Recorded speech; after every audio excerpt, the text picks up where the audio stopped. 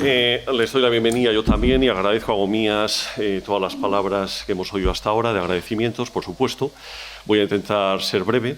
El profesor Carrasco, además, como director del Instituto Simancas, pues va a hacer su propia presentación, os saluda también, porque efectivamente hemos diseñado esta jornada, por una parte, como una jornada también de hermanamiento entre ambos institutos. La jornada la hemos diseñado con vistas a que sea digestiva, a que sea agradable, a que sea sucinta, pero también provechosa. De hecho, pues todos los textos más desarrollados de lo que vamos a ver aquí esta mañana, pues van a ser posteriormente publicados por el Instituto de Urbanística.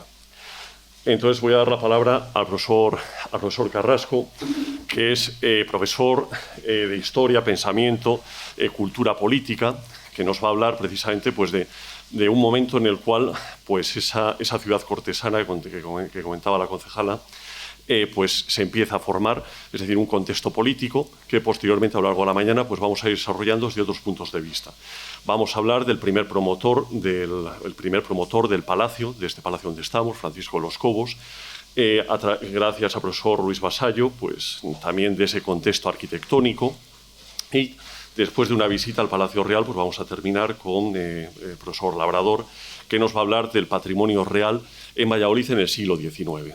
Y lo cual creo que es importante porque ampliamos ese marco temporal, recordando que el Palacio Real de Valladolid, donde estamos, no solo es una gran obra arquitectónica, que quiero que sea el mensaje principal de estas jornadas, no solo es una gran obra arquitectónica, un gran monumento, sino que especialmente y ante todo es un monumento en el sentido de que es el soporte físico, el soporte material de la memoria del pasado histórico de ese siglo XVI y especialmente de ese Valladolid cortesano. Este palacio donde nos encontramos no solo es ese recuerdo hecho piedra, hecho ladrillo de aquellos años, sino que además es básico para entender una de las transformaciones más radicales y más profundas y más trascendentes de la ciudad de Valladolid en una escala mayor, en una escala urbana-urbanística. La ciudad de Valladolid, desde la Edad Moderna, no se entiende sin este edificio. Es en función de este edificio a partir del cual se va a construir, se va a diseñar la actual Plaza de San Pablo, que siempre fue la Plaza de Palacio. Es una plaza real que tenemos aquí. Nos quedan testigos de ellos que podemos reintegrar, que podemos seguir leyendo. La Plaza de las Brígidas que tenemos en las traseras es una plaza aparentemente anodina, rodeada, salvo por supuesto pues, por el convento de las Brígidas y el Palacio del licenciado Butrón, por otros edificios anodinos, pero nos está contando mucho más. Es una plaza también fabricada ex profeso en función del Palacio Real. Es una pequeña plaza de festejos privada que solo en su diseño, en su forma, pues nos habla precisamente del funcionamiento del palacio y el desarrollo de la ciudad.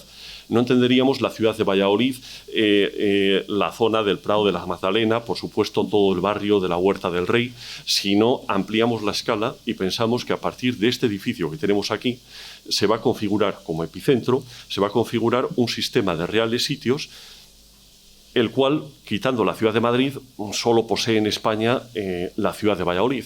La Corte estuvo durante 5 años, se empezó a crear un sistema centralizado con un epicentro, que es este Palacio Real, con una serie de reales sitios satélites orbitando en torno al Palacio Real, igual que en un Madrid. Desde 1561 tenemos Madrid y tenemos a Lorenzo del Escorial y el Retiro y Aranjuez, etcétera, etcétera. Aquí todo eso quedó en estado embrionario porque estuvimos solo 5 años, pero contamos con una serie de testigos de antiguos palacios o antiguas casas reales que ya lo eran desde la Edad Media. Estoy pensando pues, en Tordesillas, en Medina del Campo, en lo que ya era sitio del Abrojo, pero a partir de estos momentos, pues ese real sitio del Abrojo, desde época de Carlos I, se transforma. Aquí se construye ese Palacio de la Ribera con la Huerta del Rey, originariamente del Duque, y a su vez, si ampliamos la escala territorial, nos encontramos con otros sitios, pues como la Quemada o incluso sitios ducales del Duque de Lerma, que tenían uso usufructo real regio, como era el sitio de Ventosilla, o podríamos ir incluso a esa corte ducal de Lerma, que nos explican y nos hablan de la organización de un territorio a una escala mucho más amplia. Por supuesto, todo este tejido, todo este sistema, porque es un sistema, no es equiparable, Y tenemos aquí al profesor Félix Labrador, que lo sabe sobra, al que nos encontramos en Madrid, pero a otra escala, y precisamente por esos pocos años en los que estuvo la Corte aquí, es algo que podemos seguir leyendo en el territorio, en la ciudad, en la nomenclatura del barrio del Rey, ya no solo en los restos del Palacio de la Ribera, en el diseño, en la traza de ese antiguo parcelario. Es decir, incluso elementos, muchos que se han perdido en la ciudad de Valladolid, pueden seguir siendo reconocibles si nos fijamos un poco, aunque sea a través de la persistencia del plano.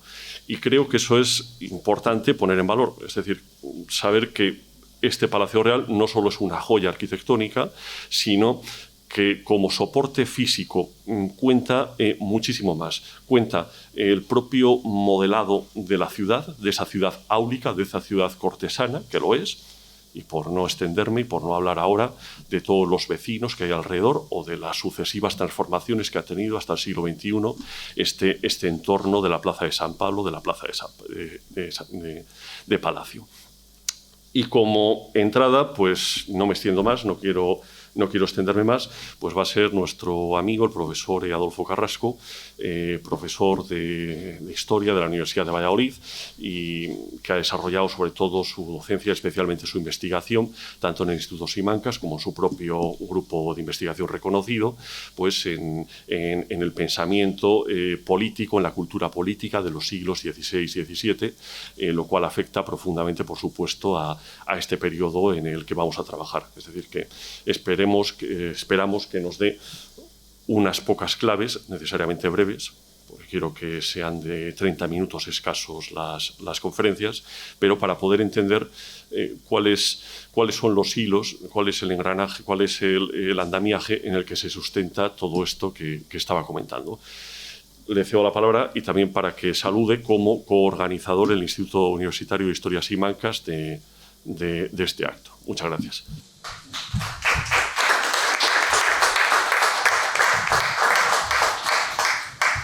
Buenos días, gracias Javier. Y yo, voy a hacer una presentación breve, pero que también es un agradecimiento a todos los que hacen posible que estemos en este momento aquí. Fundamentalmente y primero al propio profesor Pérez Gil, a Javier, por el interés que desde el primer momento, cuando me llamó por teléfono, antes del verano, ¿no? En julio, a finales de junio, a ver si poníamos en marcha una actividad de este tipo. En ese momento parecía algo difícil de poder conseguirlo. La oscuridad era todavía muy densa en el túnel y pensar en la posibilidad de realizar un acto de estas características precisamente aquí, porque es donde tiene sentido, parecía complejo. Pero Javier, que es una persona tenaz, y lleno de voluntad de llevar a efecto lo que pretende, lo ha conseguido al final con nuestra colaboración. Este es un acto, como ya han dicho los que me han precedido en el uso de la palabra, es un acto yo creo que feliz resultado de diversas colaboraciones y fundamentalmente de la colaboración entre dos institutos de investigación de nuestra Universidad de Valladolid. Por una parte el Instituto de Urbanística y por otra parte el Instituto de Historia, que también tiene el nombre de Instituto Simancas. Por razones obvias, la importancia de nuestro más importante archivo español. Los dos institutos, como ha dicho la directora, la profesora María Castrillo, llevamos trabajando un tiempo en colaboración, en sintonía y sobre todo porque hemos encontrado un eco notable y una gran sensibilidad por parte del Ayuntamiento de Valladolid y ha hecho posible a través de este convenio, que es una fórmula que expresa un deseo de colaboración constante y una profundización en las relaciones entre la universidad y la ciudad. Es un deber de la universidad responder a su entorno inmediato, que es la ciudad de Valladolid, y por tanto las instituciones como los dos institutos de investigación, Instituto Simancas, Instituto de Urbanística y el Ayuntamiento, estamos desarrollando y creo que vamos a seguir profundizando en el futuro, evidentemente, una actividad en colaboración que tiene como objeto la ciudad, desde luego, y sobre todo el patrimonio histórico-artístico de la ciudad. La concejal Ana Redondo ha señalado anteriormente algunas de estas colaboraciones, las actividades de arqueología urbana recientes que ha desarrollado en colaboración ambas instituciones y otras actividades que vamos a desarrollar en el futuro. Pero también, antes de empezar a hablar de Lerma y de Felipe III, permítanme que agradezca a las autoridades militares que nos permiten, nos albergan hoy como anfitriones. Es un honor y es un privilegio poder estar aquí, en este sitio, y poder hablar además de lo que vamos a hablar. No hay mejor sitio que hablar del Palacio Real, en el Palacio Real, y hablar de las personas que ocuparon estos espacios hace 4 siglos, o 5 ya casi, ¿no? Vamos, camino, bueno, 4 siglos, ¿no? Por lo menos, que, bueno, pues por aquí fueron los escenarios del poder, y que yo quiero destacar que gracias a que en un momento determinado pasó a ser un edificio dedicado a usos militares, se ha conservado. Si no hubiera sido así, hubiera desaparecido como otros muchos palacios o otros muchos elementos de nuestro patrimonio histórico-artístico.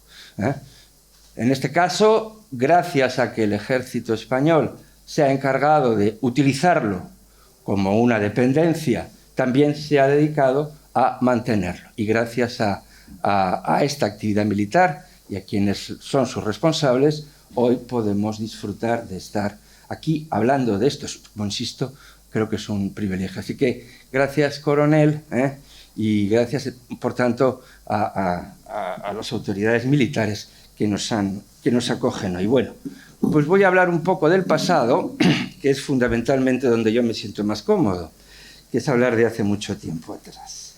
Y de lo que quiero hablarles es que sirva un poco de pórtico a lo que va a ser el argumento central de esta jornada, que es fundamentalmente el palacio. En 1603, precisamente unos días muy lluviosos como hoy, llegó a Valladolid un pintor joven, pero ya bastante reconocido, que era nada más y nada menos que Rubens. Venía en misión diplomática, encargado por el duque de Mantua, Vincenzo Gonzaga, y venía cargado de regalos para los reyes, para Felipe III, para la reina Margarita, y también para su, en ese momento, todopoderoso privado, el duque de Lerma. Y para los hombres de confianza del privado, los privados del privado, los validos del valido, fundamentalmente Rodrigo Calderón, también muy vinculado a esta ciudad de Valladolid. Digo lluvioso porque también sabemos que esa primavera de 1603, en el camino que llevó desde la costa levantina hasta aquí, hasta Valladolid, a Rubens, una de las características fue una constante lluvia, ¿no? Así que parece que hemos preparado una escenografía perfecta. Todo era nuevo, había muchas cosas nuevas en ese momento. La primera, hecho significativo, que la corte se hubiera trasladado desde Madrid hasta Valladolid. Lo que veía Rubens hacía 2 años, 1601. Lo que vio Rubens en ese momento es una ciudad que se había convertido en corte muy deprisa, pero que todavía no había terminado esa instalación completamente. Vería andamios, vería esta plaza en la que nos encontramos, vería este edificio en el que nos alberga, todo sometido a una intensa actividad constructiva, una aparente confusión derivada de esa condición que había convertido a Valladolid en capital de una monarquía, de un Estado con pretensiones de gobierno universal. Pero los cambios que afectaban realmente a la visión de Rubens atañían al centro mismo de la gravedad, el centro mismo de gravedad de la política española. Felipe III llevaba apenas 4 años de reinado y lo que era más importante, a su lado, eso es lo más importante en este momento, a su lado gobernaba Francisco de Sandoval y Rojas, marqués de Denia, duque de Lerma. Este hecho, que hubiera al lado del rey un ministro valido, un amigo, un privado, un hombre de confianza, seguramente el mejor término sea el de privado, porque tiene la privanza del rey, es el nombre que quizá aparece más en la documentación de la época, privado. Esto había supuesto una enorme conmoción, desde luego en España, también fuera de ella. nuevo rey, nueva capital, nuevo y sobre todo nueva forma de gobernar.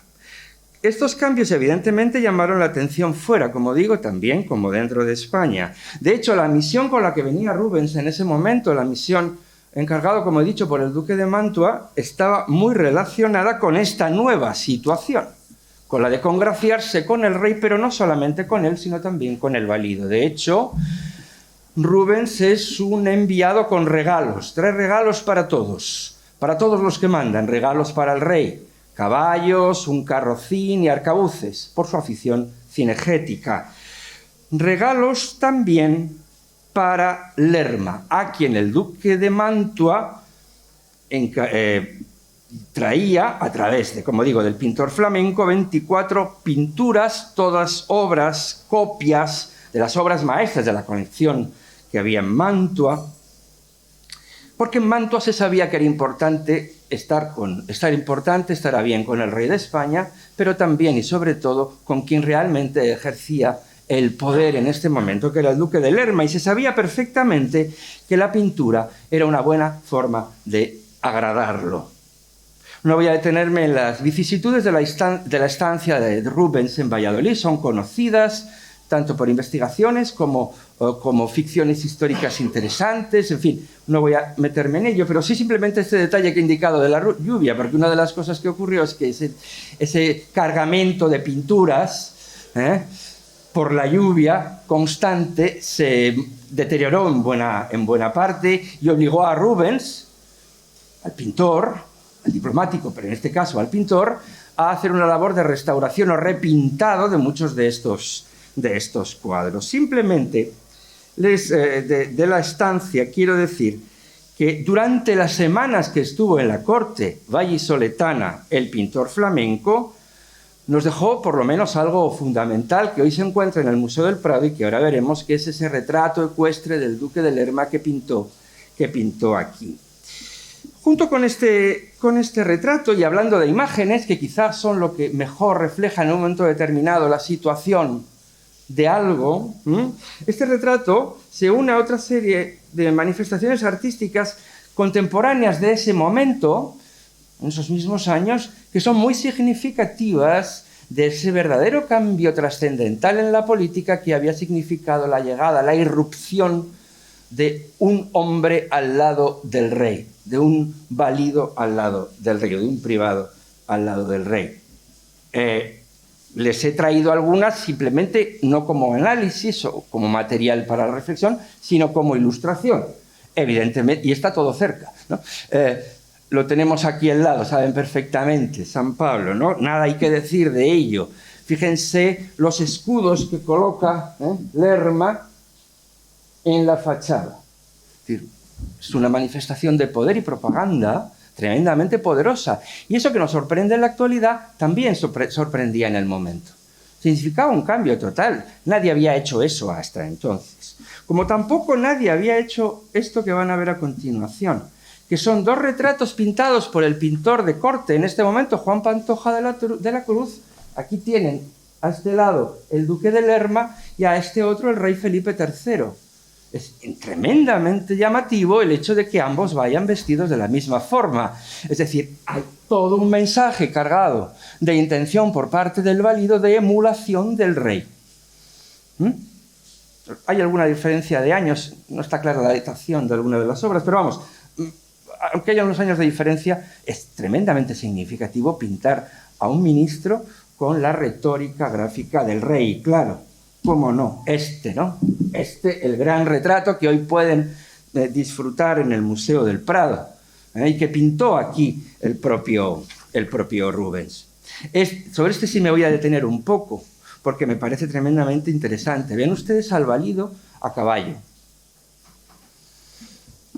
con una retórica propia de emperadores y de reyes. Recuerden la estatua ecuestre de Marco Aurelio, recuerden el Carlos V en Mühlberg, ¿no? Que es de 1547-48, es decir, mediados del siglo, o el San Martín de Tours del Greco, en fin, con media armadura de gala, pavonada, con el collar y la venera de Santiago, pero sobre todo con la bengala de general, o sea, con el símbolo del mando, del imperium, por parte de los romanos y que estaba reservado a los generales, pero sobre todo a los que ostentaban el poder absoluto.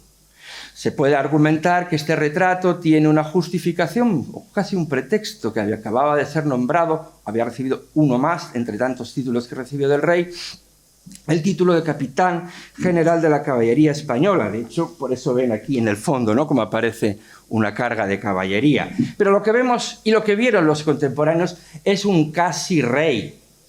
Ya está, es decir, un casi rey, un noble, un ministro que se nos revela realmente como un monarca, que utiliza, que se apropia de la retórica propia de la imagen que estaba reservado al rey. Pero hay más cosas en este cuadro, aparte de la factura magnífica, aparte del realismo, por cierto, ya lo verán luego en otra imagen, que recoge un rasgo físico de Lerma, que era un cierto estrabismo, si se fijan en los ojos.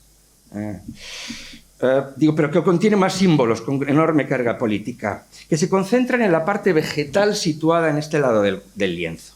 Hay ahí un olivo, símbolo de la paz, hay ahí un laurel, símbolo de la gloria, hay una palmera asociada siempre a la idea de victoria y hay una enredadera, una hiedra que alude a la eternidad y que precisamente está enrollada sobre el olivo, símbolo de la paz eterna. Hay una simbología política, porque Lerma es el privado y es un hombre político, es un hombre de Estado, tiene un programa político, y parte de ese programa político que está implementando en estos mismos momentos el duque de Lerma es esta idea de pacificación de frentes, no de política pacifista, sería ridículo hablar de esto en el siglo XVII, pero sí cierre de frentes, la idea de paz,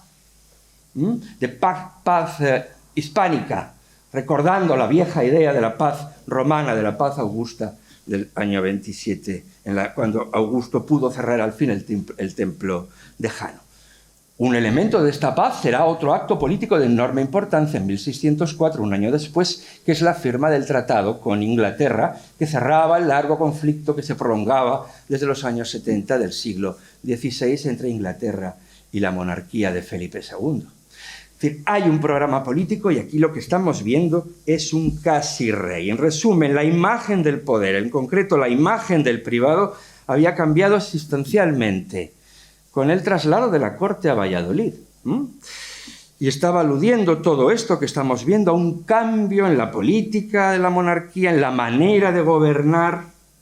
Hagámonos dos preguntas, por lo menos yo me las hago y se las transmito a ustedes. ¿Afectaba esta revolución a la forma de gobernar solamente? ¿Implicaba consecuencias para la concepción misma de la monarquía como Estado, de la corona, es decir, de la soberanía y de la autoridad? Estas preguntas nos las hacemos con la perspectiva del tiempo, bien, pero es que también se le hicieron a los contemporáneos, insisto. Para los contemporáneos todo esto es igual de sorprendente que pueda parecernos a nosotros. Bueno, yo diría que mucho más, porque lo están viviendo. Y les afecta en la medida en que supone un cambio total de tendencia. Yo voy a tratar sobre estas preguntas, aunque sea claro, de una manera muy general, porque no estamos para profundizar hoy, pero simplemente apuntando algunas de las implicaciones que tuvo en ese momento la colocación en la cúspide de la mayor estructura de poder del planeta, de este personaje que aparece aquí, francamente convencido de que es un tipo estupendo. Es decir, nadie puede dudar de que es un hombre convencido. No tiene un problema de autoestima. Y ahí Rubens evidentemente está halagando al efigiado, pero lo que hay ahí es una potencia psicológica en el rostro absoluta. Yo les recomiendo que la próxima vez que aparezcan, que vayan a Madrid, aprovechen para visitar el cuadro, que es ahora mismo uno de los que están dentro de la selección que se ha hecho en esa exposición Reencuentro, ¿no?, que se ha llamado, que les aconsejo. Bien. Bueno, nos vamos a mover, por tanto, en los próximos minutos me voy a mover, pero muy rápidamente, como digo, en el campo de la cultura política, del debate acerca del poder, cómo se elaboran estos discursos, y hago una precisión terminológica que me parece de cierta importancia, y es que quizá nosotros hemos perdido, cuando hablamos de política, la diferenciación de dos conceptos que en el siglo XVII estaban claramente distinguidos, aunque relacionados. Por una parte, la soberanía, lo que tiene que ver con la naturaleza del poder, la legitimidad de éste, cuál es el origen del poder, qué quiere decir el poder, es decir, el poder como concepto y como legitimidad. Y se diferenciaba esa discusión de otra que yo creo, que tiene también bastante importancia para los contemporáneos, es la forma de gobierno. Forma de gobierno es otra cosa, es una discusión o un asunto que tiene que ver con la gestión del poder y que en principio no tiene nada que ver con la soberanía, o no tiene por qué ver directamente con la soberanía. Es decir, qué organismos se encargan del poder, qué funciones asumen, cuáles son las instituciones, cuáles son las leyes. Es decir, ahora hablaríamos de cuáles son las formas de deliberación política, de gestión política, de participación política, etc. Insisto, soy consciente,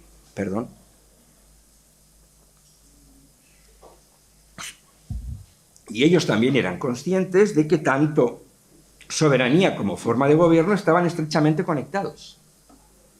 Pero son dos cosas distintas. Y hay una literatura sobre una cosa y una literatura sobre la otra.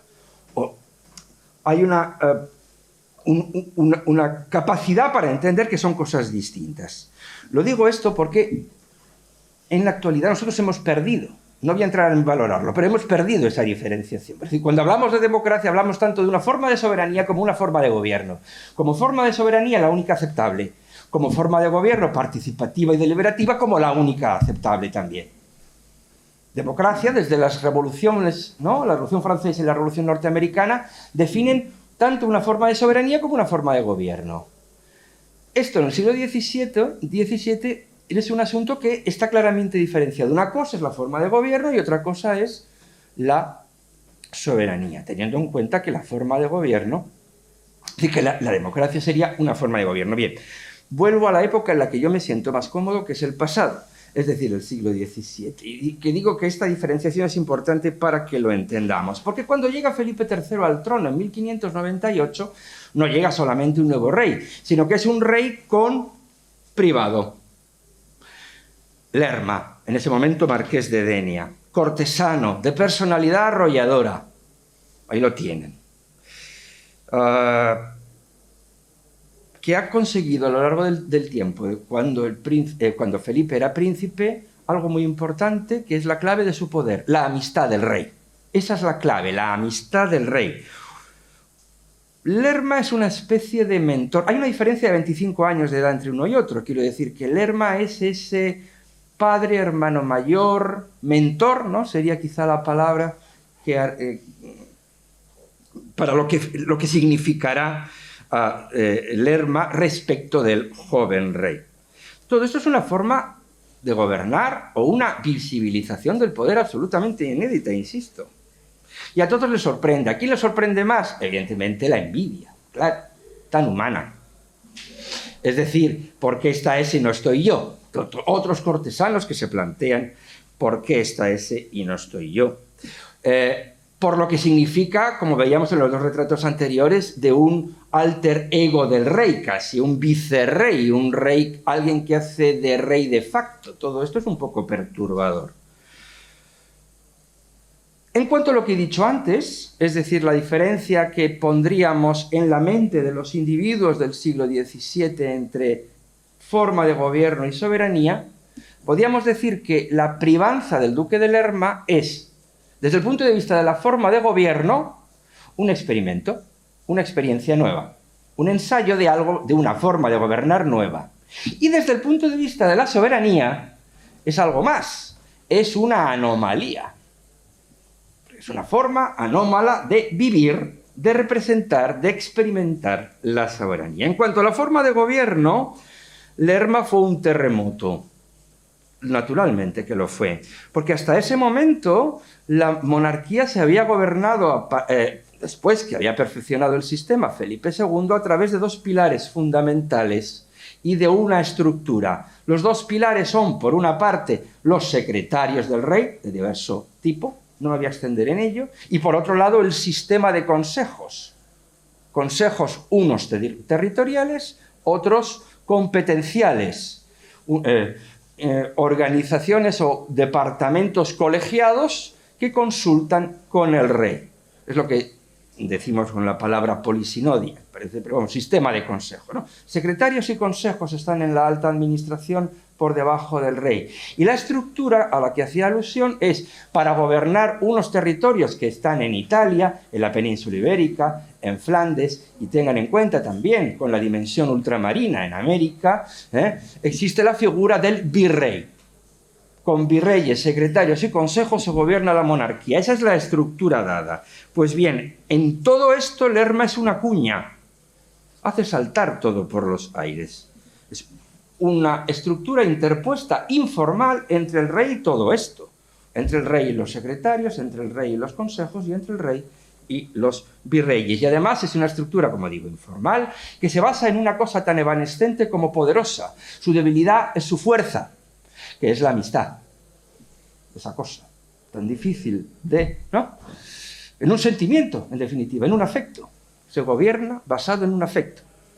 No sé si gobierno y afecto pueden ir juntos, pero bueno, lo cierto es que esto es así y la percepción es esta. Veremos ahora algunos textos en ese sentido. ¿Qué hace Lerma? Una especie de alta administración paralela, un gobierno paralelo.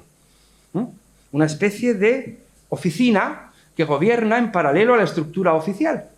Una especie de universo cerrado de privados del privado, cuyas cabezas más importantes son Rodrigo Calderón y Pedro Franqueza. Esta es esta estructura que le provoca evidentemente al valido un desgaste constante, porque tiene que al mismo tiempo gestionar, tiene que al mismo tiempo persuadir a los demás de que le obedezcan, tiene que convencer al rey de seguir manteniendo esa amistad y tiene que hacer visible la amistad. Es tan importante que el rey mantenga la amistad como que los demás vean que el rey le distingue con esa amistad. La apariencia. Persuasión, brillantez, hacia adentro, hacia afuera. Bueno, esta es... en los momentos en los que la corte viene a Valladolid, justamente cuando está aquí la corte, los personajes que en ese momento la ocupan están viendo la fase ascendiente del poder de Lerma. Quizá este sea el emblema más evidente. Este es el experimento en curso. Pero en cuanto a la soberanía, el otro asunto que yo quería explicarles hoy, aunque sea someramente,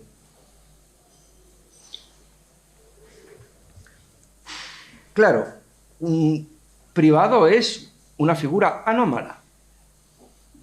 Comparte con el rey el poder, algo que es una contradictio in terminis, un oxímoron. El poder del rey no se puede compartir, es indivisible, es unidad por definición. Y además, sea cual sea la definición que en ese momento haya de la soberanía, sobre lo que no me voy a extender, pero que existe un amplio debate, desde las posiciones de Francisco Suárez o Juan de Mariana, a posiciones favorables a la soberanía del poder absoluto, que hicieron un amplísimo debate en este momento. En todas ellas no encaja la figura de un privado, no encaja la figura de un valido. Y no encaja porque es amigo del rey. Juan de Santamaría, en 1615, un poco después de esto, escribe su Tratado de República y dice que, claro, ¿cuál es el valor del privado? Que es un amigo particular del rey, pero que eso está en contradicción de la misma relación de amistad, porque la relación de amistad exige igualdad entre los amigos, y eso no lo puede tener el rey con nadie. La frase esta del rey no puede tener amigos, ¿no? No puede tener amigos, lo cual, y si lo tuviera, querría decir que el que es amigo del rey sube en su condición o que el rey se baja. En cualquiera de las dos cosas, dice Juan de Santamaría, esto no funciona. Solo es posible ser amigo del rey violentando la amistad y, lo que es más importante, violentando la misma noción de soberanía o de integridad de la soberanía que reside en el monarca. Acepta Santamaría que el rey pueda tener ayudantes, pero nunca un privado, y en todo caso muchos, como ya habían hecho Carlos V y Felipe II, distribuir el poder de los afectos de los más cercanos al círculo del poder entre varios y de esa forma neutralizar las influencias excesivas de una sola persona. Juan de Santamaría acaba diciendo claramente que la privanza, en el caso este de la privanza de Lerma, es contraria a la ley natural, porque no puede ser nunca verdadera una amistad si no es lesionando la figura sagrada del monarca. La amistad con un rey es contra natura, y si la amistad con el rey incluye poder político, más aún. Por contra, encontramos también textos y autores que apoyan, o por lo menos intentan justificar la situación de esta anomalía. Es el caso de Pedro de Maldonado, un agustino, confesor del duque de Lerma, que define así la condición de privado. Privado llamamos, dice, un hombre con quien a solas y particularmente se comunica el rey, con quien no hay cosa secreta, escogido entre los demás para una cierta manera de igualdad, fundada en el amor y perfecta amistad. Maldonado es consciente, claro, de la dificultad de justificar esta relación de amistad y trata en todo su texto, es un texto no muy largo, por cierto, de justificar no el privado, sino a un privado concreto, sino el privado perfecto, a lo que debe aspirar Lerma. Y de hecho se convierte el libro en una especie de sucesión de consejos en los que en la mente tiene claramente al duque de Lerma.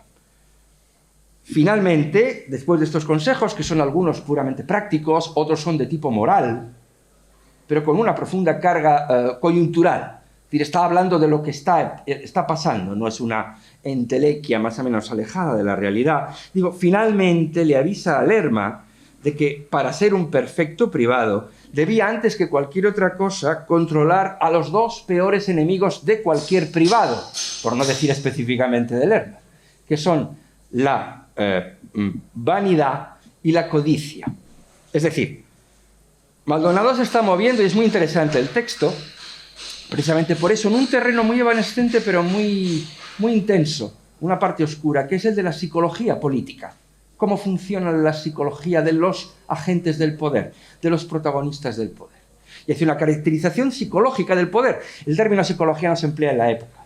Se habla de moral en muchas cosas, pero realmente se está hablando de esto, de una psicología política. O tal y como digo en sus propias palabras, se habla de un perfecto y virtuoso privado.